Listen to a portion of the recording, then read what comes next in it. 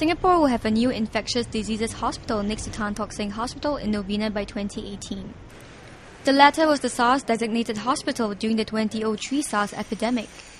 Back in 2003, Professor Tan Chaw Chuan made the difficult decision to house all SARS patients there to minimize the risk of spreading the virus.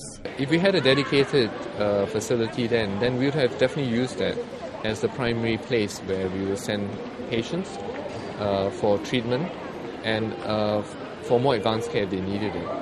And that would meant that we wouldn't have to use Tan Tock Seng as the place which would treat all these patients. At the same time, the new facility is very close to Tan Tock Seng, so it could actually draw on some of the supporting specialties and expertise from Tan Tock Seng.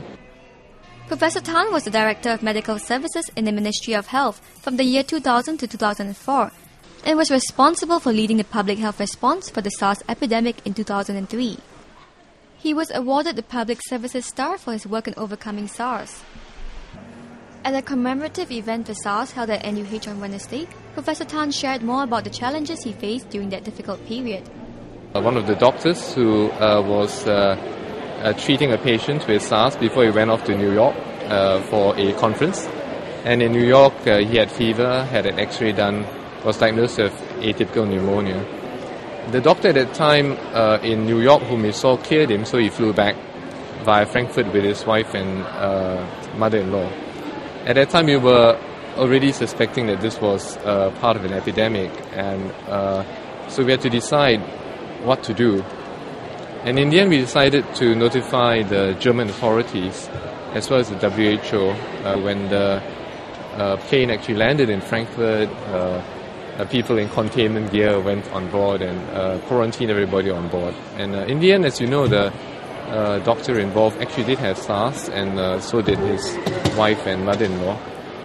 In Singapore, hospital staff worked together to identify, isolate and prevent the spread of the virus, and many healthcare workers at NUH worked overtime and even gave up their annual leave. At that time, my two daughters were in primary school. When a SARS outbreak started and there were media reports of infection, when the outbreak heightened and there were reports of deaths among patients and healthcare workers, they were very concerned and repeatedly asked, "Daddy, can you tell your boss that you want to take leave?" I remember telling them each time, Daddy has to go to work because the doctors and the nurses in the hospital are working very hard to look after the patients. After a few times, I was encouraged when instead of asking me to apply for leave, they prayed that God will protect and take care of the doctors and nurses, and of course their daddy from the SARS virus.